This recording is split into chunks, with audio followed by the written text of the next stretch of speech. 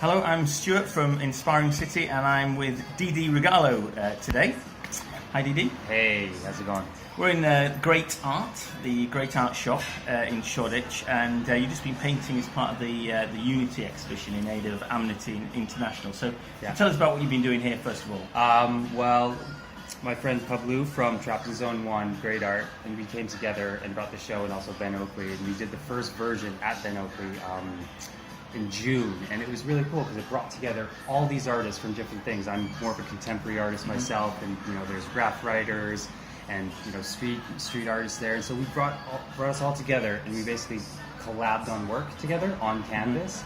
And what it did was kind of bring awareness to the fact that even though we have different styles, unique pathways in life, really it is part of the same journey, and at the end of the day it looks good together on one canvas, and we should bring that together and bring that unity together. So lots of people on the streets stopped, checking it out. People from the same thing, all walks of different life, old, young, in between, and everyone just having a good time. So live painting, collaborating with different artists, each together in public spaces. Yes. With the, works, I suppose, hopefully going to be then sold for Amnesty International. Yeah. Fingers crossed. 100% to charity, so it's really good for that. Yeah.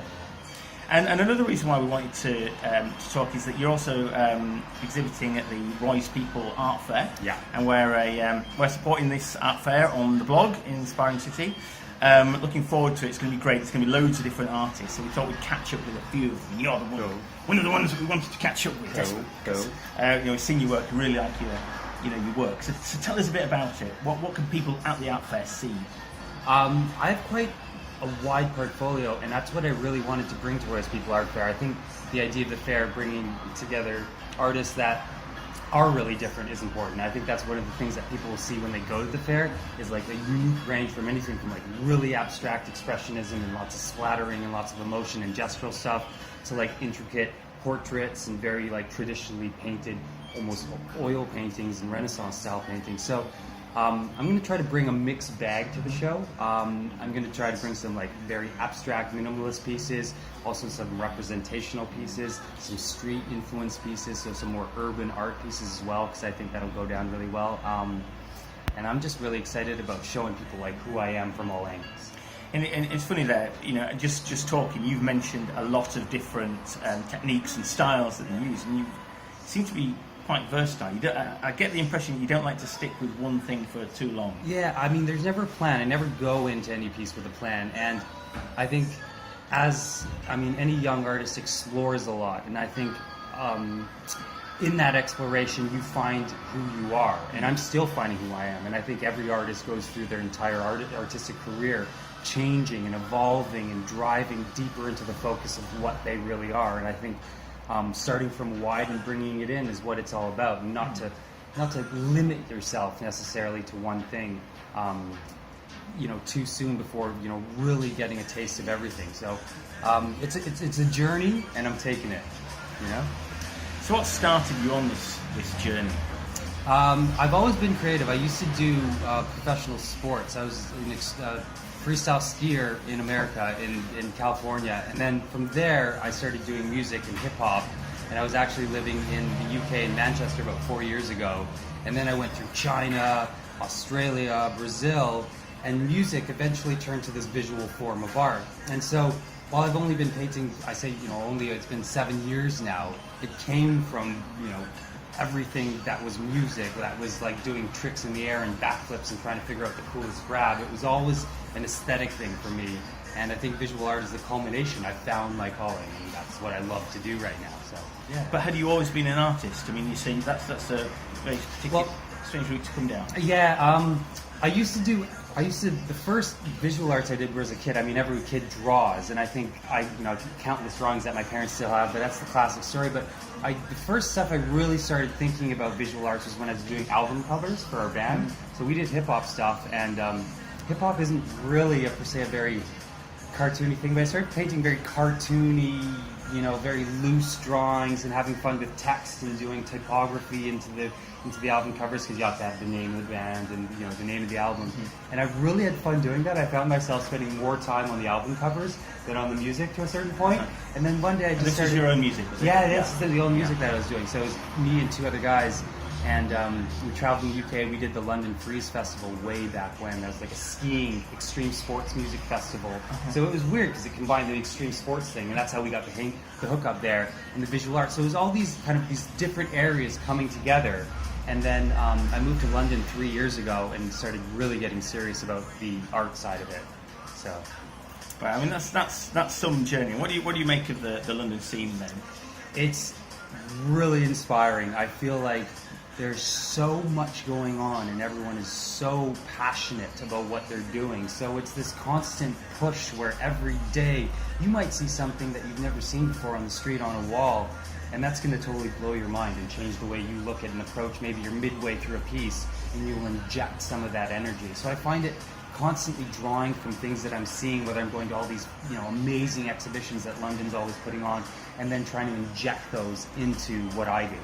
So you say, you know, seeing things on the wall. Is it the street art scene that's one of those things that really grabs your attention in London? Yeah, I mean, absolutely. The art on the wall, but also the walls in itself, the architecture being part of that art, the degradation, the rusting of pipes coming down, you know, water been dripping on a brick that's corroded that surface. I mean, seeing images, it's like looking up into clouds and seeing what you know, what's in your head, you know, seeing a castle or a boat or whatever it is. I look at walls sometimes and see images, textures that I try to then imitate in a, you know, an artificial sense on the canvas. But this is years of kind of real life happening on that wall that's breaking it down, and then trying to kind of emulate that grittiness, that passion, that essential part of it on a canvas. So it's about this, it's being a part of the city, really. You're seeing the city and you're seeing art within the city, within the walls. I think I've traveled so much. I've lived in China, Australia, London, Canada, the US, and every place has changed the way I kind of look, and I think that reflects what I'm absorbing around me, the experience. Like you said, that wall that's coming out, it's not the same wall in London as it is in the States, and that wall has so much more history here, or having so many more years. So I think it all plays into what I do, and that's why I might change so much and always constantly rotate and mix up the style. So should we have a look at a few of your pieces you've just done? Because actually we've been doing this live painting in great art, and we've got a few pieces here. So this is a piece that I did called Unity Shield, and that was at the first Unity event in Ben Oakley in Greenwich. And this is really based on the fact that there's all these people, but then linked by this abstractness. So, I mean, you're seeing faces, you're seeing eyes, but you're also seeing colors and textures getting pulled across, and, you know, different faces facing different ways. This is just a section here, and then she's looking out there. So really, these people are one together through their individuality. So there is an individual nature, but there's also the fact that we're all together and we're in this together. And I think the colors that create this kind of abstract, splashy, gestural flow. And then this is a piece that I did with an artist called Nacho Wells, who's a Spanish artist, which is so cool because that's what you get in London, is you get a multitude of, you know, all these different cultures, all these different people from all across the world coming together. We met here in the shop today with no plan, no real vision of what it was going to be, and this is what it turned out. So, you know, there's eyes, and this one's called Faces of Friends. So it's the idea that, again, we're together, but we're also unique, and so these colors representing our individuality and how that forms to something more beautiful as a whole. So I'm really happy with how it turned out today, and lots of people come by and enjoy and interact with the piece itself. So you've been, ultimately, you've been, getting a bit of love today. I suppose that's the great thing about painting, painting live and painting outside, right? Are we going to see more of your stuff on the street, actually, on those walls that you talked so eloquently about earlier? Absolutely. So I've been recently getting on the street more and trying to bring my art to the street. And one thing, the way I'm doing that is through poetry. I love words, and words often play out in my head as I'm painting a piece. So I started writing some of those words down. and some of those colors, what they mean to me in words. And so what I've been doing is creating these original posters and getting wheat paste and just pasting them up in the street. So I've done some on Oxford Street, Great Portland Street, if you go down in Soho and see that stuff. And what I love is that limited life. So they do rip and tear, and as people try to take them off, and that changes. Absolutely. I remember writing one piece that said, in this world of nothing, we collide. And then the whole top part just ended up ripping off, or someone sprayed over, and it just said, we collide. And I love that because it changed the meaning of what was happening, but at the same time it was powerful to see other people, you know, change the message that was there and make it their own message. And I love that. So I mean, it's the nature of the work on the street, and I think it's important to embrace that kind of affirm that temporal nature of the work. See how it evolves. Yeah, absolutely. DD, thanks a lot for talking to us, and we'll see you at the fair. Cheers. See Thanks you. a lot.